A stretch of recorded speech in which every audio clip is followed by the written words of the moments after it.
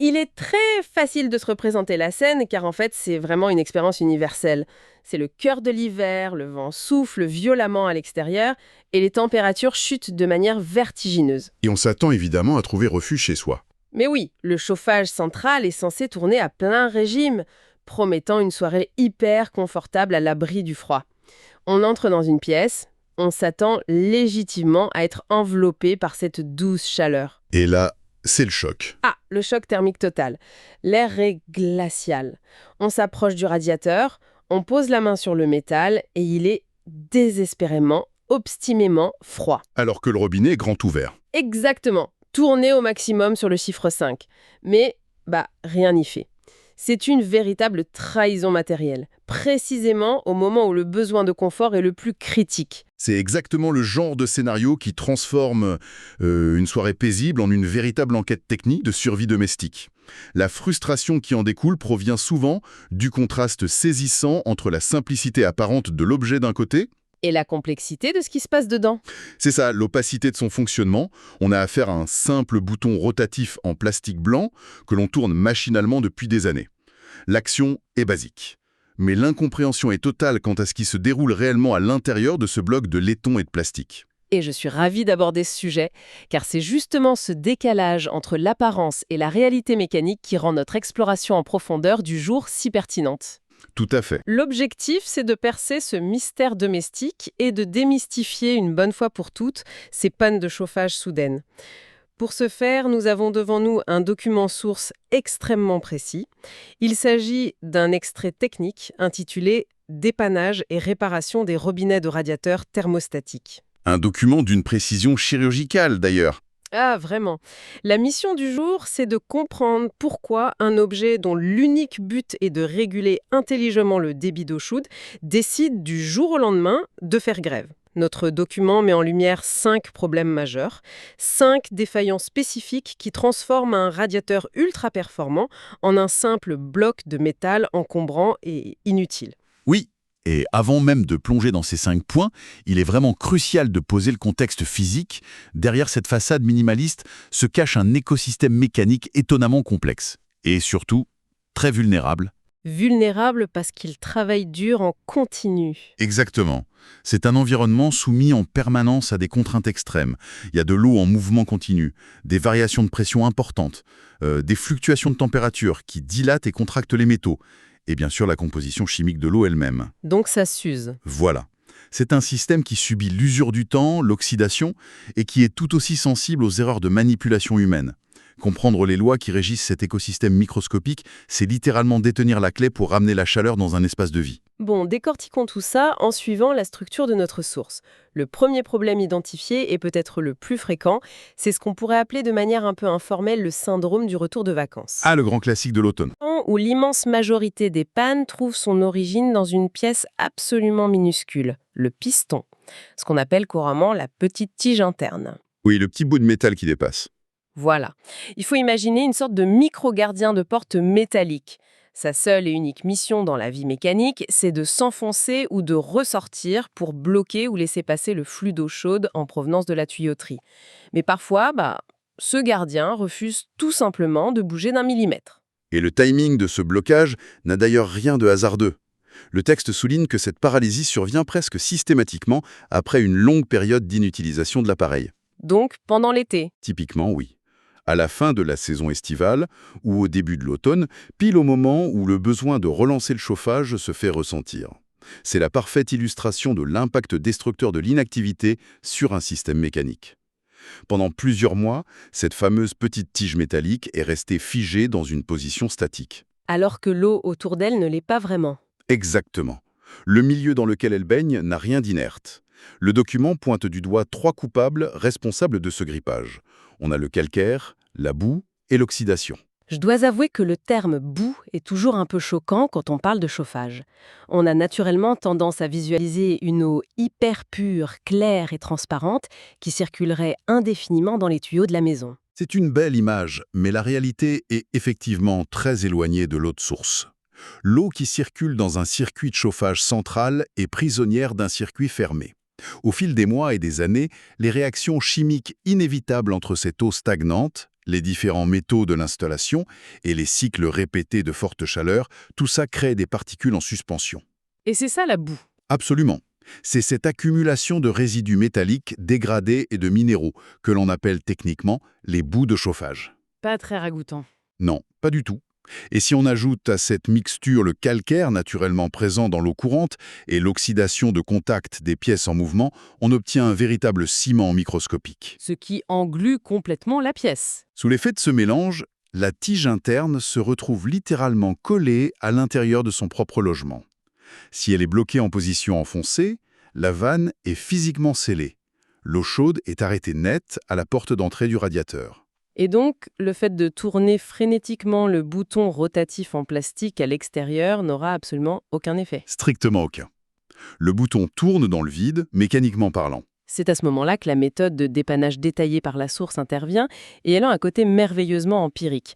Le texte explique qu'il faut d'abord retirer la tête thermostatique en plastique pour mettre à nu cette fameuse petite tige en métal. Et le remède miracle proposé, appuyer fermement et à plusieurs reprises sur la tige pour forcer le mécanisme à se décoincer. Une approche très directe. C'est ça. Le document va même jusqu'à suggérer de tapoter légèrement la pièce si la simple pression du doigt ne suffit pas. C'est presque comique, on a l'impression d'être face à un équipement de haute précision et la solution officielle consiste à tapoter dessus pour réveiller la mécanique endormie. Bien que la méthode du tapotement paraisse un peu archaïque, elle obéit en fait à une logique physique stricte. Les vibrations. Oui, les vibrations générées par de petits chocs répétés permettent de briser les micro-liaisons de calcaire et d'oxydation qui retiennent la pièce captive. Cependant, il y a un détail technique crucial dans cette procédure qui mérite d'être mise en évidence. La fameuse métrique. Voilà. La source est intraitable là-dessus. Une fois libérée de son carcan de boue et de tartre, la tige doit pouvoir coulisser librement avec un effet ressort et, je cite le texte, ressortir sur 2 ou 3 mm. C'est une précision fascinante qui force le respect. Seulement 2 ou 3 mm. C'est à peine l'épaisseur d'une pièce de monnaie. Exactement. Toute l'amplitude de mouvement nécessaire pour réguler l'intégralité du confort thermique d'une pièce de plusieurs dizaines de mètres carrés réside dans cette course minuscule de 2 ou 3 mm. C'est incroyable de se dire que tout repose là-dessus. Ça illustre parfaitement à quel point la marge d'erreur dans l'ingénierie de ces vannes est infinitésimale. Si l'oxydation empêche la tige de ressortir complètement et qu'elle s'arrête à 1 seul millimètre au lieu des 3 requis, le débit d'eau chaude sera structurellement insuffisant. Le radiateur restera juste tiède. C'est ça. Et la pièce ne parviendra jamais à atteindre la température demandée. Donc, si on suit cette logique mécanique de blocage liée à l'inactivité, la recommandation de prévention proposée par la source pour la saison estivale prend vraiment tout son sens. Au lieu de fermer vigoureusement tous les radiateurs au printemps quand les beaux jours arrivent, le texte conseille d'ouvrir les vannes au maximum et de s'amuser à les manœuvrer de temps à autre pendant l'été. Une excellente habitude à prendre. C'est un peu comme s'assurer de ne pas laisser le frein à main d'une voiture serré à fond pendant 6 mois au garage pour éviter que les plaquettes ne se collent définitivement au disque. La comparaison est mécaniquement parfaite. Maintenir un mouvement périodique empêche la sédimentation des particules et prévient l'oxydation de contacts statiques. En gardant tout grand ouvert. En laissant la vanne grande ouverte durant les mois d'été, on s'assure simplement que la tige n'est pas maintenue sous contrainte, enfoncée dans son logement pendant des mois d'affilée. C'est une mesure de prévention basique qui limite drastiquement le risque de la retrouver cimentée à l'arrivée de l'hiver. Ce premier problème extérieur étant éclairci, l'exploration de notre document nous amène à un deuxième phénomène beaucoup plus insidieux. Si la petite tige extérieure est vulnérable, l'intérieur du mécanisme, là où l'eau sous pression circule en permanence, subit des agressions encore plus lourdes. Le fameux corps du robinet ? Oui, la source aborde l'entartrage profond et l'encrassement de cette zone. On parle ici de dépôts minéraux tenaces qui s'incrustent au fil des années. En lisant la description, on ne peut s'empêcher de penser au cholestérol qui tapisse et réduit petit à petit les artères humaines jusqu'à l'obstruction totale. C'est très juste. L'analogie vasculaire décrit fidèlement ce qui se produit d'un point de vue hydrodynamique. Au fur et à mesure que les années passent, les minéraux transportés par l'eau chauffée se cristallisent et viennent tapisser les parois internes du corps de la vanne, et plus particulièrement le siège de la vanne. L'endroit précis où le mécanisme vient s'appuyer pour couper l'eau. Absolument. Conséquence inévitable de cette accumulation, l'espace physique disponible pour la circulation du fluide se rétrécit. Le débit global s'effondre. Et ça ne s'arrête pas là. Non. De plus, la surface interne initialement lisse devient rugueuse et inégale, ce qui perturbe l'écoulement naturel de l'eau et crée des turbulences. Le robinet perd progressivement sa capacité à ajuster la température de manière fine. La régulation devient complètement chaotique. Et contrairement à la petite tige extérieure que l'on peut sauver avec un doigt et un léger tapotement, le texte est catégorique sur la marche à suivre. Il faut impérativement faire appel à un professionnel pour nettoyer ou remplacer le piston et le siège de vanne encrassés. C'est indispensable, oui. Mais pourquoi une telle mise en garde soudaine? Qu'est-ce qui rend cette intervention si risquée pour un simple amateur? La ligne rouge se situe au niveau de l'étanchéité globale du système. Pour accéder au siège de vanne et retirer ce tartre encrusté en profondeur, il faut nécessairement intervenir à l'intérieur du circuit hydraulique. Un circuit qui est, rappelons-le, sous pression.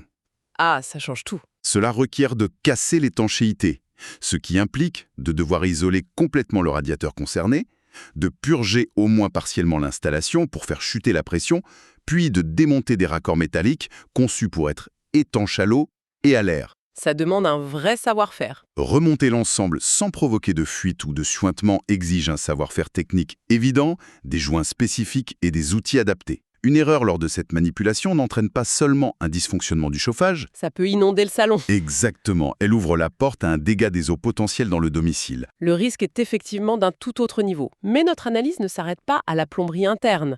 Le troisième point majeur soulevé par la source nous fait remonter à la surface vers ce qu'on pourrait définir comme le cerveau de toute l'opération. La tête thermostatique en elle-même. Oui, c'est la grosse pièce en plastique, munie de numéros, que l'on manipule quotidiennement. Ce qui est fascinant dans la documentation, c'est de découvrir que cette tête cache un élément thermostatique autonome dont la seule fonction est de réagir à la température de la pièce. C'est là que l'ingénierie mécanique déploie toute son ingéniosité.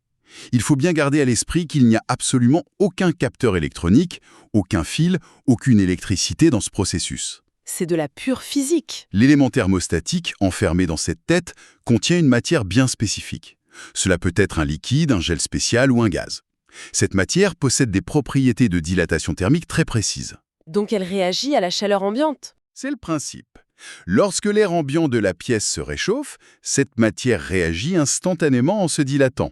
Cette augmentation de volume crée une poussée mécanique directe qui vient enfoncer notre fameuse petite tige interne pour réduire l'arrivée d'eau chaude. Et inversement quand il fait froid. À l'inverse, lorsque l'air se refroidit, la matière se contracte, relâchant la pression sur la tige, ce qui rouvre la vanne. C'est un système de boucle de rétroaction entièrement autonome et purement physique. C'est une merveille de simplicité apparente. Mais la source indique très clairement que ce composant a une durée de vie limitée. S'il est abîmé, percé ou bloqué par un amas de tartre, les conséquences sont drastiques. C'est ce qu'on appelle la loi des extrêmes. Voilà. Les symptômes décrits par le texte relèvent littéralement de la loi du tout ou rien. Dans un scénario, le radiateur reste totalement froid et inerte, incapable de comprendre qu'il fait à peine quelques degrés dans le salon. Dans l'autre scénario extrême, il chauffe à pleine puissance de manière ininterrompue. Ce qui transforme la pièce en fournaise. Transformons la pièce en un véritable sauna étouffant, même si la fenêtre est ouverte en plein hiver. Ces deux comportements extrêmes sont la signature technique incontestable d'une défaillance totale de l'élément sensible. Le cerveau est devenu aveugle à son environnement. Soit la dilatation est bloquée en position maximale, soit la contraction ne produit plus aucun effet sur la tige. Et on ne peut pas juste le nettoyer, n'est-ce pas? Non. Face à un diagnostic d'usure de ce bulbe thermostatique, le document source ne laisse aucune place au doute ou au bricolage. Il n'y a pas de nettoyage possible. La seule résolution viable et sécuritaire mentionnée est le remplacement intégral de la tête thermostatique par une pièce neuve. C'est logique, la chimie s'épuise. Les propriétés chimiques et physiques du gel ou du liquide finissent inéluctablement par se dégrader avec le temps et les milliers de cycles de chauffe. Cela nous amène au quatrième mystère abordé dans notre extraction d'informations. Et d'un point de vue purement logique, c'est probablement le concept le plus contre-intuitif. Nous parlons depuis le début de la circulation d'eau chaude, mais le grand ennemi identifié à cette étape est sec, complètement invisible et présent partout autour de nous. L'air. Un ennemi redoutable pour la plomberie. C'est difficile à imaginer. Comment une simple quantité d'air, qui semble par définition immatérielle et inoffensive, peut-elle parvenir à bloquer le flux d'eau chaude généré par un système mécanique sous pression et rendre un robinet thermostatique obsolète? Pour saisir ce phénomène, il est nécessaire de faire un léger détour par la physique des fluides. Dans les canalisations d'un réseau de chauffage, l'eau et l'air obéissent à des règles diamétralement opposées. L'eau est incompressible, c'est ça? Tout à fait. L'eau est un fluide dit incompressible. Cela signifie que si une force pousse l'eau à une extrémité du tuyau, cette eau transmettra immédiatement la force et se déplacera à l'autre extrémité. L'air, au contraire, est hautement compressible. Et il a tendance à monter? Lorsqu'une bulle d'air réussit à s'introduire dans le circuit, sa nature plus légère la pousse à remonter inlassablement vers les points les plus élevés de l'installation. Ces points culminants se trouvent très souvent être les coins supérieurs des radiateurs. Mais sachant que l'eau est propulsée en continu avec une certaine force à l'intérieur du circuit, pourquoi cette dynamique ne parvient-elle pas simplement à balayer cette bulle d'air, à la chasser à travers les tuyaux et à la forcer à avancer? C'est tout le problème de la compressibilité de l'air face à la résistance de l'eau. Lorsque l'eau en mouvement rencontre cette poche d'air accumulée en haut du radiateur, elle vient buter contre elle. Au lieu de traverser l'obstacle, l'énergie hydraulique est entièrement absorbée par la compression de la bulle d'air. C'est un peu comme un amortisseur? Exactement, un amortisseur spongieux. L'eau ne peut plus circuler physiquement à travers les ailettes métalliques. La poche d'air crée un véritable mur invisible. Donc le robinet fait bien son travail, mais ça bloque après. Le robinet thermostatique a beau être en parfait état de fonctionnement et s'ouvrir en grand pour laisser passer la chaleur, le flux est purement et simplement bloqué à l'intérieur du panneau rayonnant. La procédure dictée par la source pour régler ce problème est un grand classique de l'entretien domestique hivernal, la fameuse purge. Il faut se munir d'un petit outil, localiser la vis de purge, souvent située à l'opposé du robinet thermostatique, et l'ouvrir délicatement pour permettre à cet air prisonnier de s'échapper. Avec le bruit caractéristique. C'est là qu'on entend ce sifflement qui se termine généralement par un filet d'eau foncé, confirmant que l'air a bien été expulsé. Cependant, l'élément le plus fascinant du document ne réside pas dans la purge en elle-même, mais dans l'étape stricte qui doit impérativement la suivre. En effet, expulser l'air n'est que la moitié du travail. Le texte insiste très lourdement sur une vérification mathématique obligatoire après l'opération. Il stipule qu'il faut contrôler la pression de l'eau dans le circuit général et s'assurer qu'elle se situe très précisément dans une fourchette comprise entre 1 et 1,5 bar. Et la condition la plus importante, soulignée avec insistance par la source, c'est que cette mesure de pression doit être effectuée à froid. C'est fondamental. C'est une subtilité technique qui mérite qu'on s'y attarde. Pourquoi cette mention à froid est-elle si critique? Sur le papier, un bar de pression, que l'eau soit tiède, brûlante ou glacée, ça reste un bar de pression. Qu'est-ce qui change fondamentalement? Ce qui change, c'est le volume même de la matière, selon le principe de la dilatation thermique. L'eau, comme la majorité des éléments physiques, se dilate lorsqu'elle est chauffée. Son volume augmente. Or, nous sommes dans un circuit fermé, hermétique. Donc la place manque. Si le volume de l'eau augmente dans un espace confiné, qui lui ne change pas de taille, la pression globale du réseau grimpe inévitablement. Si quelqu'un effectue la purge et règle la pression à 1,5 bar alors que les radiateurs sont brûlants, il commet une erreur de calcul thermique. Parce qu'une fois le système arrêté, tout va se rétracter? C'est exactement la conséquence. Lorsque le chauffage se coupera et que l'eau va refroidir, son volume va se contracter. La pression va alors chuter dramatiquement dans les tuyaux, tombant potentiellement bien en dessous du seuil vital d'un bar. Et sans cette pression, l'eau ne montera plus. Ce qui empêcherait l'eau d'avoir la force physique nécessaire pour monter jusqu'au radiateur situé à l'étage. En exigeant un réglage de 1 à 1,5 bar à froid, la source garantit une base de pression de référence suffisante, permettant au système d'absorber l'augmentation de pression naturelle lors de la phase de chauffage sans dysfonctionnement. L'équilibre des forces en présence est extrêmement pointu, et cela nous guide naturellement vers le 5e et dernier péril mis en évidence par notre analyse technique. Un point qui ne concerne ni la chimie de l'eau, ni la physique des fluides, ni l'usure mécanique, mais qui relève de l'intervention humaine lors de l'assemblage. L'erreur humaine, le grand classique. Le document indique que de nombreux problèmes proviennent d'erreurs de montage ou de sélection de matériel. On y apprend qu'un robinet peut être mal réglé, monté à l'envers par rapport au flux, ou que la tête thermostatique elle-même peut être tout simplement incompatible avec la vanne sur laquelle elle est fixée. Ce dernier aspect rappelle fermement que l'assemblage de pièces de plomberie n'est pas un jeu de construction où tout s'emboîte magiquement. Le montage inversé est un exemple d'école très révélateur. Le texte indique la nécessité de vérifier systématiquement la flèche directionnelle gravée sur le corps en laiton du robinet. Ce n'est pas réversible. Ces pièces ne sont pas symétriques à l'intérieur. Elles possèdent une architecture unidirectionnelle.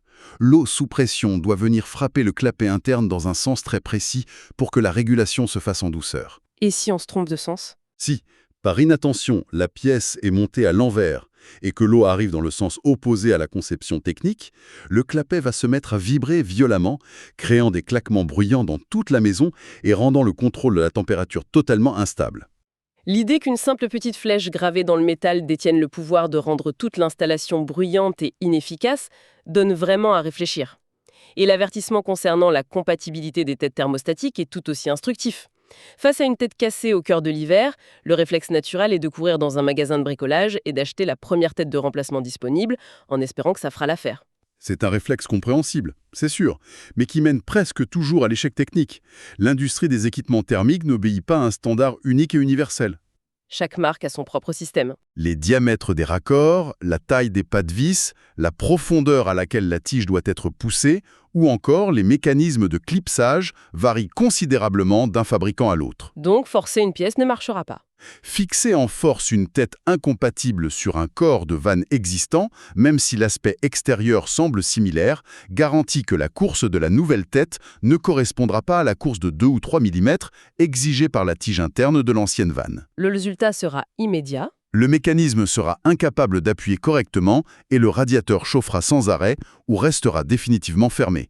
Le document recommande donc la vérification rigoureuse des références de compatibilité avant toute tentative de remplacement. Au terme de l'analyse de ces 5 grands dysfonctionnements exposés par le texte technique, le constat est passionnant. C'est un véritable voyage au cœur de l'invisible mécanique thermique. Si l'on devait prendre du recul sur l'ensemble de ces données très pointues, comment synthétiser l'essence même du fonctionnement de ces robinets thermostatiques ? En reliant l'ensemble des conditions mentionnées dans l'analyse, la conclusion qui s'impose est que la régulation de la température ambiante est un miracle d'équilibre technique. Un miracle fragile. Pour qu'une pièce reste confortablement chaude tout au long de l'hiver, il faut qu'une incroyable conjonction de facteurs opère en parfaite harmonie. Il faut une minuscule tige méthodique capable de coulisser librement sur, très exactement, 2 à 3 mm. Il faut un circuit purgé, exempt de la moindre bulle d'air, capable d'absorber la pression. Il est aussi la question de la pression. Il faut une pression hydraulique méticuleusement ajustée entre 1 et 1,5 bar alors que l'eau est froide.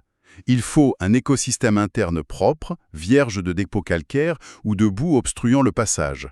Et il faut un assemblage de pièces rigoureusement compatibles et orientées dans le bon sens du courant. C'est une chaîne de causalité implacable où la défaillance d'un seul maillon provoque l'effondrement de l'ensemble du réseau de chaleur.